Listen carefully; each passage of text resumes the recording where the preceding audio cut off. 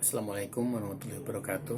Masuk ke video 3, masih membahas tentang tampilan toko. Jadi kemarin kita ngebahas di video pertama tentang tokomu adalah panggung konsermu.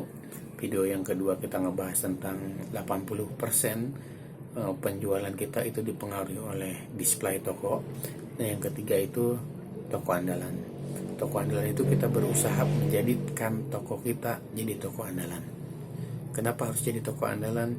Karena saya berharap orang lain jika membutuhkan barang, jika dia membutuhkan segala sesuatu, maka toko kita dulu yang paling diingat oleh mereka. Jadi kita harus berusaha agar kita menjadi toko andalan.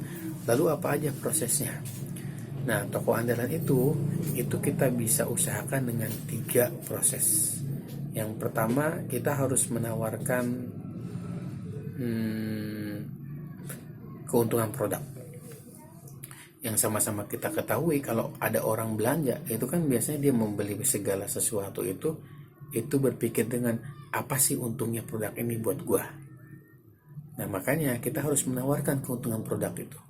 Sebab kadang-kadang ada orang niat ya cuma niat beli aja gitu, tanpa mereka tahu sebenarnya ada produk yang lebih bagus yang justru menguntungkan mereka. Misalkan gini, ketika ada orang beli handsfree, beli handsfree, habis beli handsfree itu hanya cukup gitu. Pak, ini produk ini lebih bagus. Kita coba menawarkan, ini harganya lebih mahal dikit tapi lebih awet, suaranya enak, dipakai 2 jam juga nggak pening. Oh gitu ya? Iya, akhirnya dia membeli. Nah, ketika kita menawarkan itu terus dia membeli gitu kan, mereka itu merasa terbantu karena mereka tidak membeli produk yang salah. Nah, ini akan terus diingat oleh mereka suatu saat mereka membutuhkan segala sesuatu yang berhubungan dengan handphone. Nah, itu dia akan menjadikan toko kita menjadi toko andalan. Setelah kita menawarkan keuntungan, maka mereka akan terus mengingat toko kita. Nah, untuk menawarkan keuntungan, kalau tadi kita membahas tentang fungsional dari barang. Nah, kita juga harus menawarkan secara emosional. Kenapa secara emosional? Kadang ada orang asal beli aja, terus mereka nanya bagusan yang merah apa bagusan yang kuning ya gitu. Nah, kita harus juga menawarkan, Pak, bagusan sih yang kuning gitu. Nah, ketika kita bilang bagusan yang kuning, penawaran seperti itu kita menawarkan nilai, ya kan? Kita menawarkan nilai kepada mereka bahwa mereka akan merasa terbantu pemilihannya, sehingga gitu mereka akan benar-benar memiliki barang itu dengan kepedean ketika memakainya dan kepercayaan diri yang tinggi. Jadi kalau kita tawarkan setelah wah ini murahan Pak, coba yang ini mahal, Bapak akan kelihatan lebih necis, lebih kaya. Nah, itu nilai. Dan nilai-nilai seperti itu kita juga harus tawarkan kepada mereka. Karena ada orang yang membeli dari sebuah produk bukan cuma karena fungsinya, tapi juga nilainya. Jadi yang pertama, kalau kita ingin menjadi toko andalan, yaitu kita harus sering menawarkan fungsi dari sebuah produk. Walaupun dia emang udah cuma produknya satu doang, tapi tetap nilai-nilai dari yang produk kita punya kita juga tawarkan. Syukur kalau dia memilih produk yang lebih baik, karena produk yang lebih baik itu akan menolong dia agar pemakaiannya lebih awet, pemakaiannya lebih lama, sehingga mereka merasa beruntung belanja di toko kita. Nah, setelah yang pertama kita menawarkan nilai dari sebuah toko, nilai dari sebuah produk, maka yang kedua kita menawarkan nilai kita. Jadi nilai kita ini kan niat membantu. Jadi kita juga sama. Ketika kita ingin menawarkan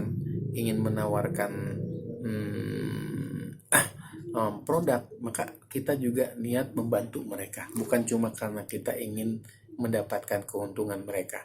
Makanya saya suka bilang, kalau ada orang yang datang bawa kartu, terus bawa kakak, terus ingin mendaftarkan kartunya, ya daftarin aja, tolong, niat kita menolong.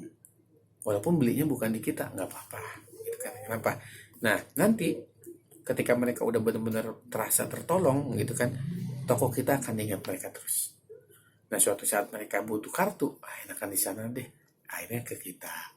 Oke, jadi setelah kita menawarkan nilai barang, kita juga menawarkan niat kita. Nilai kita itu harus kita tawarkan kepada mereka. Terus yang ketiga, kalau kita ingin menjadi toko, kita jadi toko andalan, yaitu usahakan combo selling setiap penjualan kita. Misalkan dia beli handsfree gitu kan, kita tawarkan juga yang lainnya. Apa misalnya memorinya kecil, kita tawarkan, oh memorinya suka ngehang pak ya, ini memorinya emang gara-gara ini harus diganti pak, mereka tertolong loh gitu kan. Kalau wah ini showcase-nya udah robek nih, harusnya kita ganti pak gitu. Oh iya ya iyalah, masa bapak ini handphonenya masih bagus, showcase-nya udah jelek, akhirnya dia beli. Jadi kita tawarkan produk-produk yang lain sehingga mereka benar-benar apa, benar-benar tertolong ketika dia berada di tempat kita. Sebab kenapa banyak sekali orang yang justru gitu kan, ketika ketika keadaan terpepet dia ngerasa nyesel, ya coba tadi ya sekalian saya beli showcase-nya di toko itu gitu. Karena kenapa? Karena pelayannya diam. Karena pelayannya cuma mengucapin kalau udah belanja terima kasih pak, terima kasih bu. Ini kan tanpa ada basa-basi, tanpa ada penawaran untuk orang combo selling, untuk orang beli yang lain. Makanya saya bilang, saya tekankan kalau ingin menjadi toko andalan, Anda ingatkan user itu untuk membeli yang lain.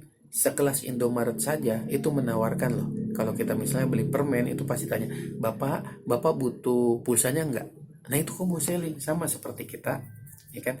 Ketika ada orang belanja, ada orang transfer segitu juga, ya kan? Oke Bapak butuh yang lainnya nih Pak, chargeran gitu, atau enggak handsfree, atau enggak ya apalah gitu. Yang penting orang itu ketika dia beli bisa menambah produk yang kita jual selain dari produk yang dia butuhkan.